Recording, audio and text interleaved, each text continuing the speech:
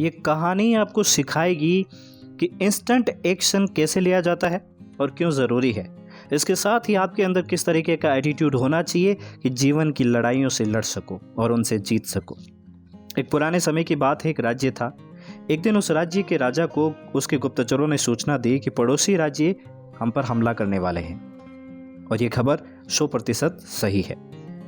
सिर्फ 3 दिनों के अंदर पड़ोसी राज्य हम पर अपनी विशाल सेना के साथ हमला कर देगा और उसकी सेना इतनी बड़ी है कि हम उसका सामना करने में असमर्थ हैं, हम उसका सामना नहीं कर पाएंगे। राजा बेहद चिंतित और परेशान हो गया कि अब ऐसी परिस्थिति में क्या किया जाए। उन्होंने अपने सभी सभासदों और मंत्रीगणों से सलाह मांगी कि हमें ऐसी परिस्थिति में क्या करना चाहिए। किसी के पास भी अगर कोई रणनीति है तो हमें बताएं।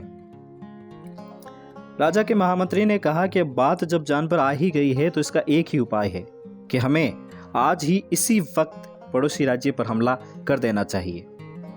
राजा ने कहा, मंत्री जी, हमारे पास बहुत छोटी सेना है, हम उनका सामना कैसे कर पाएंगे। मंत्री ने कहा, सामना हमें उनका नहीं, उन्हें हमारा करना होगा, क्योंकि वो युद्ध के लिए अभी तैयार नहीं है, पर हम पूरी तैयारी के साथ जाएंगे। और ऐसे समय में अगर हम उस राज्य पर हमला कर देते हैं तो वो संभल नहीं पाएंगे और आकस्मिक हमले की वजह से वो घबरा जाएंगे और ऐसे में हमारी जीतने की जो संभावना है वो बनेगी भी और बढ़ भी जाएगी। और वैसे भी हम पर हमला होने ही वाला है और हम मरने भी वाले हैं, तो क्यों ना आज ही हमला कर लिया जाए।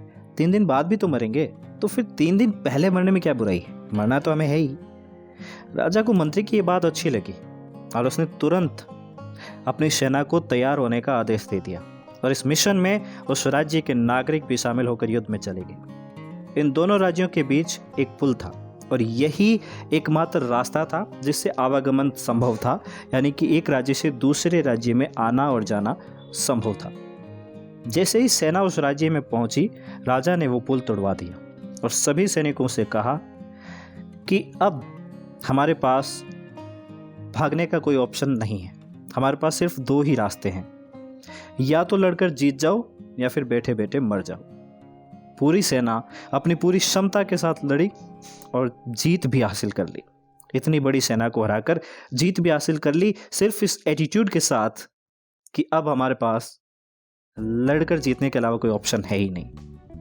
इसलिए जब कभी जिंदगी में आपके पास ऑप्शंस खत्म हो जाए ना, तो डीमोटिवेट होकर बैठ मत जाना, बल्कि अपनी पूरी क्षमता के साथ सामने आ रही मुसीबतों से लड़ना। क्योंकि जब भगवान आपके सारे रास्ते बंद कर देता है तो इसका मतलब है कि अब आपके लड़कर जीतने का वक्त आ गया है।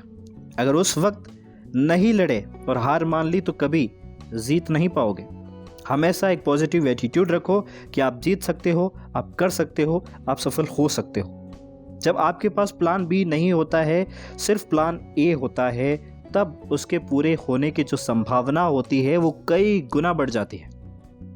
जब आपके पास रास्ता सिर्फ एक होता है, दूसरा कोई रास्ता नहीं होता कि अगर ये नहीं किया तो बर्बाद हो जाएंगे, मर जाएंगे, तो संभावना बढ़ जाती है उसमें आपके कामयाब होने की।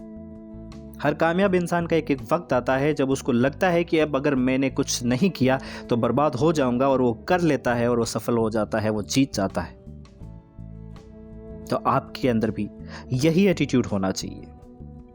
आपके पास अगर रास्ते बंद हो गए हैं और सिर्फ एक ही रास्ता है और वो रास्ता भी आपके चाहत के अकॉर्डिंग नहीं है, तब भी समझ लेना कि अब आपके जीतने का वक्त आ गया है। तो इस कहानी में, इस वीडियो में इतना ही। आई होप कि इस वीडियो से, इस कहानी से आपने कुछ सीखा होगा। अगर ये कहानी आपको अच्छी लगी है तो इस वीडियो को लाइक करें और अपने दोस्तों के साथ शेयर ज़रूर करें। और ये कहानी आपको कैसी लगी हमें कमेंट करके ज़रूर बताएं, और हमें कमेंट करके ये भी ज़रूर बताएं कि आपने क्या सीखा है इस कहानी से।